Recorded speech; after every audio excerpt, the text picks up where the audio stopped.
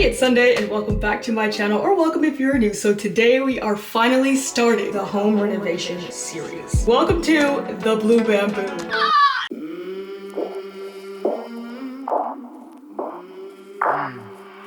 I came from the mud. There's dirt on my hands. But we look like Power Ranger. Try to catch me howling at the moon.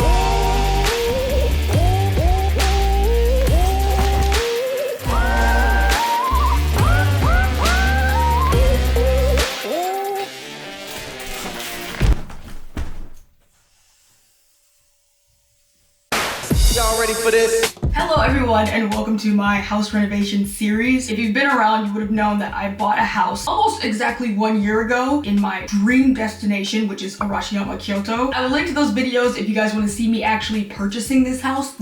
Oh my gosh.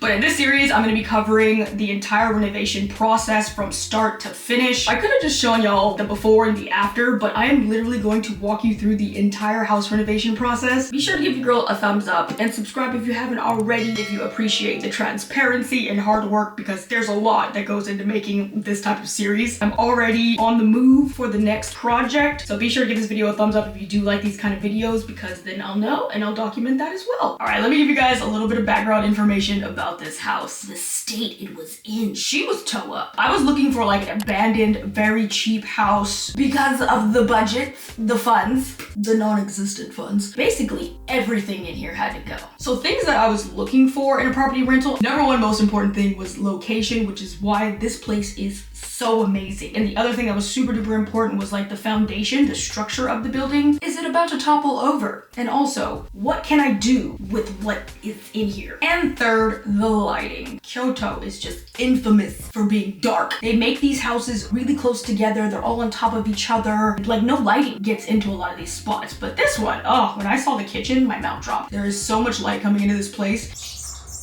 Bruh. If you did not know, Arashiyama is famous for its bamboo forest, and I really wanted to incorporate that into the house. This house was originally blue, and we were calling it the Smurf house because it's blue and small, like the door is small. It seemed like it was built for the Smurfs, so we were calling it the Smurf house, and I just felt that signature blue. I couldn't get rid of it. So I ended up coming up with the concept of the blue bamboo, and I absolutely love it. I would also like to welcome you all to this business I've been working so hard on, the Sunday weekend. It is a unique vacation property rental business, and we're going to have, I keep saying wait like there's somebody else helping me out. So basically I had to create two businesses to get this going, because the Blue Bamboo is a property rental here in Arashiyama, Kyoto. It is underneath Sunday weekend. I'm gonna have multiple properties, I hope, in the future within Japan and California. So if you'd like to stay a little bit more up to date with everything that's going on, I created a blog post. I'm gonna be trying to like update that regularly with stuff that's going on with the house. Also, I do have an Instagram page for the house as well. I'm gonna be posting like behind the scenes stuff and all the extra stuff that I can't fit into the vlogs. I did make that website with the sponsor of today's video, which is Squarespace.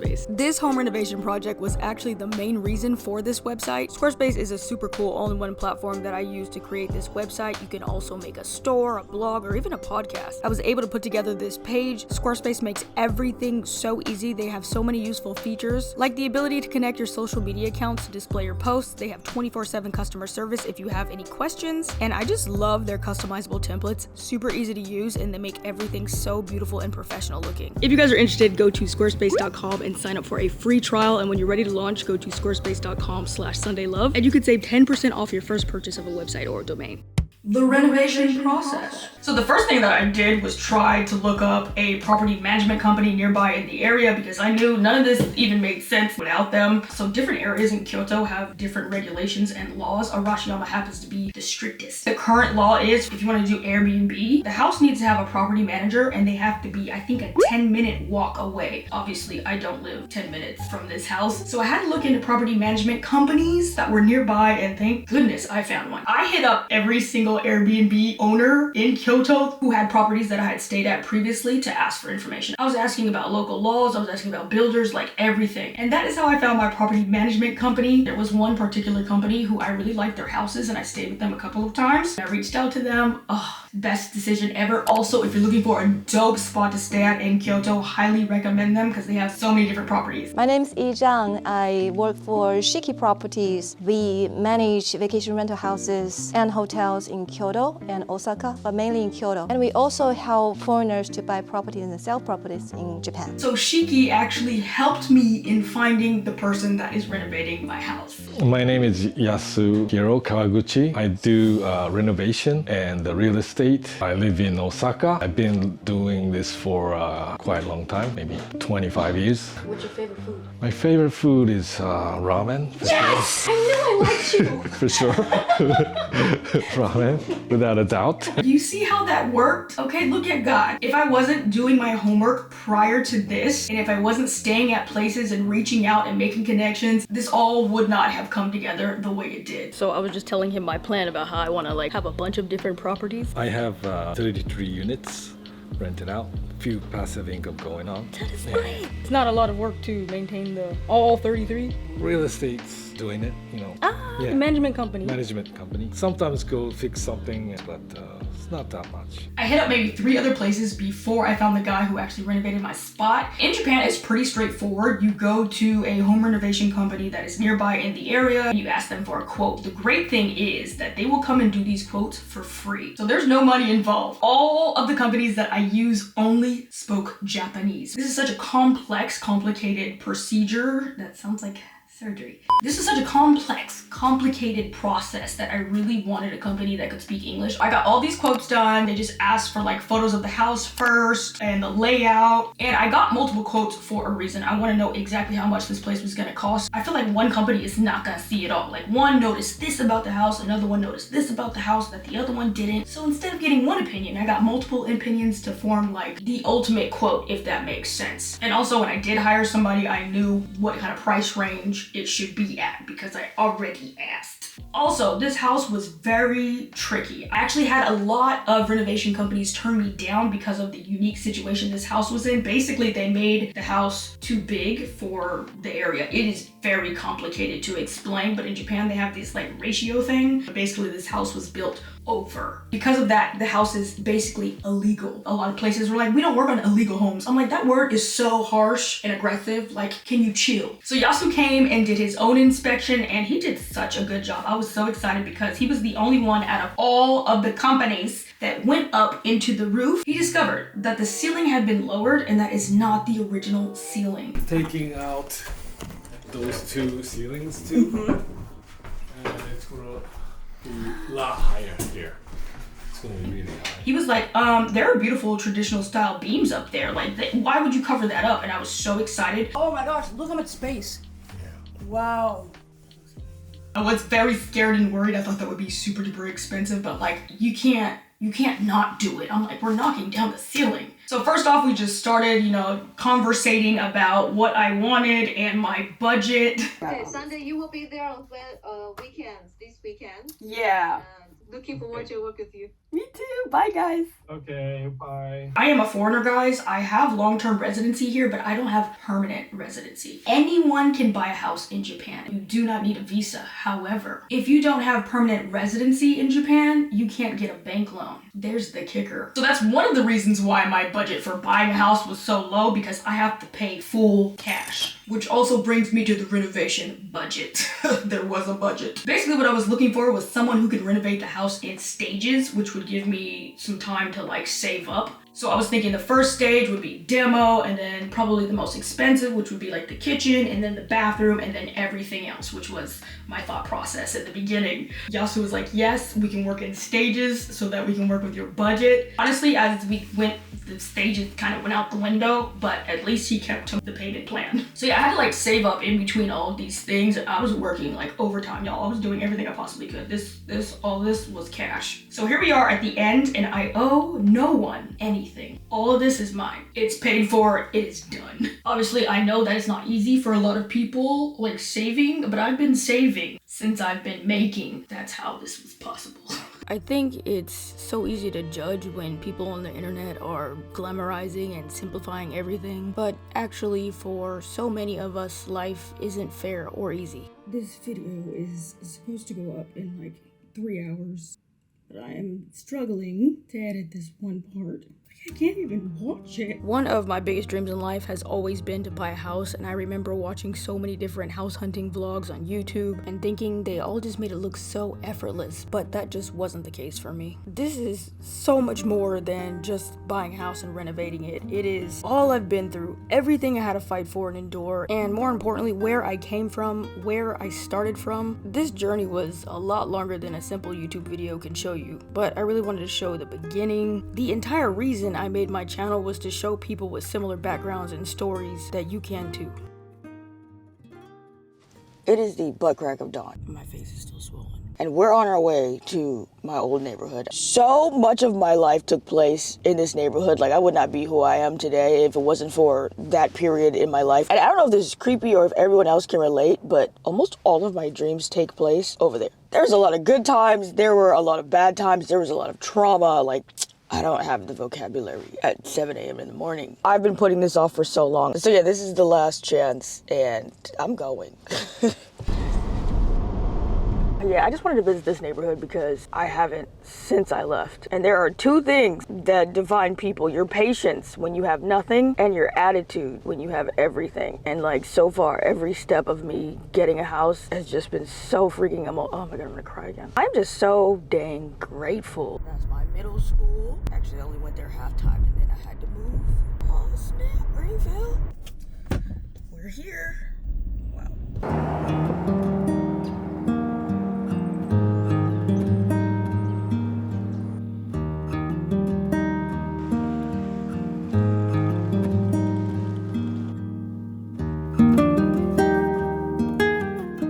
So these are the trailer parks. This is where I used to live, and it's so funny because I didn't even know it was a trailer until I entered middle school and started getting bullied, until we went to church and started getting bullied. Oh, those are the girls from the trailer parks. You would not know that these were trailer parks, okay? Because these look like houses. They're actually called modular homes, to be more specific. Thank you very much. There's no wheels. Honestly, if it wasn't for society just being awful, I would have never known that these were not real houses. Okay, they really have never fixed the streets since I left. I can't go more than 2 miles. There are potholes everywhere. It's like a gated area, and it's just like a huge family. Oh my God, another cat.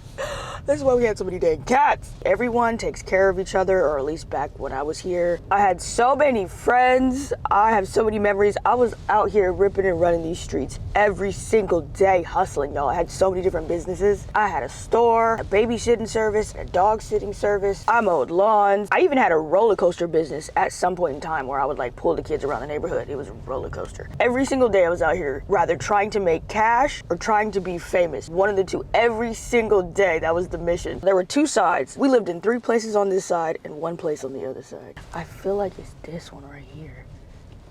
Oh, it's nice. Look at that. It's this one for sure.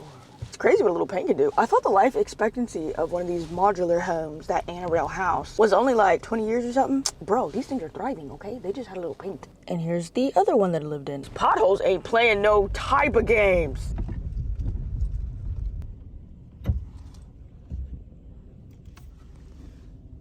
I spent so much of my childhood in other people's houses. It's wild how they just took me in. Even Christmas morning, I remember Amy's family, they got me gifts, we made forts. Every dinner, I would just rotate to other people's houses, having dinner at my friend Pamela's, then I go to Jasmine's, then I go to Erica Melissa's, then I go to Amy's, go to Megan's, and their parents taught me how to cook. Y'all, they treated me like one of their own. That's why I be like, I grew up with Mexicans. It's not a joke. Like, bro, we family. I remember one day, my friend Luce, her family was leaving to LA, and I was just like, no. And they're like, girl, get in. I was like, what? They're like, you can come with us. It's a family trip, but like, you family, come on. And they really took me all the way to LA. That was wild, because I mean, we don't even go out of the gate, you know. I called my mom, like, when I was in LA, I was like, oh, by the way, can I go to LA with Lou? She was like, sure. I was like, good, because I'm already here. This parking lot, y'all, I was out here hustling. This was my spot. I had like one of those canopy tents, a Barbie cash register. So I used to take my mom's food stamps, go down to the store, buy a whole bunch of chips and candy, come back here, display them all in my little shop and sell them for cash, like for way more, because it's hard to get out the gate. It must have been like age 6 to 9, but like when you're that young, going that far, like we just can't do it. But bruh, I'm gonna do it. Actually a lucrative business, you know, back in the day. Not only was I selling it for more, but I was also getting cash instead of, you know, food stamps. I had employees. The Barbie cash register was lit. It even made noises. This dog is wild. He keep running up to my... How am I supposed to turn Bro, I'm gonna literally run you over. Could you not? Is this it? It looks great. It looks great. Oh, there's a poopy. How you doing? You coming to greet me? All right, this yellow one. This one was definitely my favorite house because I had the dopest clubhouse in the backyard. And then my next door neighbor was actually my friend, like literally right next door. Her name was Megan. And she had the dopest tree house.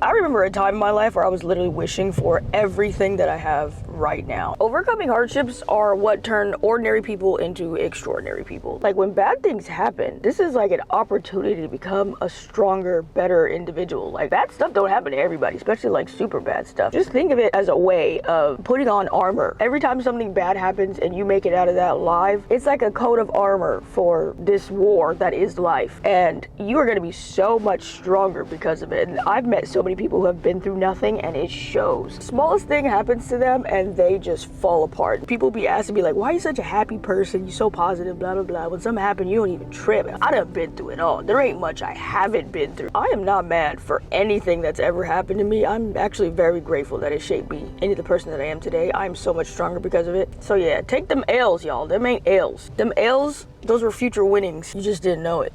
I'm really glad I got to come back here. It's so funny because my sister was like, everything was so small. I don't actually feel that way at all. I guess my memory is accurate AF because everything looks the same to me. All right, I bought my first house and that was literally my biggest dream, living in that neighborhood. Gotta celebrate all the wins. There were so many obstacles with buying and renovating this house, like all of the regulations against property rentals. However, we did find a way around this by doing more long-term rentals instead of short-term, which I actually think is better. You know, it's very different when you come as a tourist or when you come to live in Kyoto. It's totally different. Because if it's just travel, it's just 2-3 days, 4 days, you get the surface of Kyoto, the night side, the very polite, the temples. Then if you live in Kyoto, you will know more about the culture of Kyoto people and how they think. And that's really interesting. Sometimes you gotta be careful. They can smile you on the face.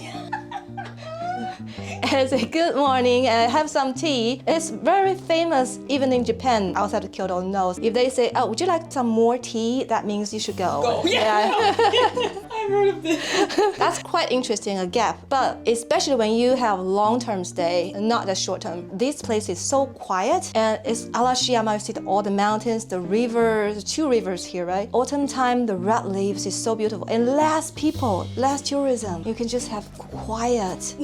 Like temporary 1 month, 2 month home here. Yeah. That's great. The north side is great. I bought the house, I got quotes, I found the property manager, I got the builder, we did the walkthrough, we talked about everything. The next step is demolition. All right guys, stay tuned for the next episode, which is going to be demolition.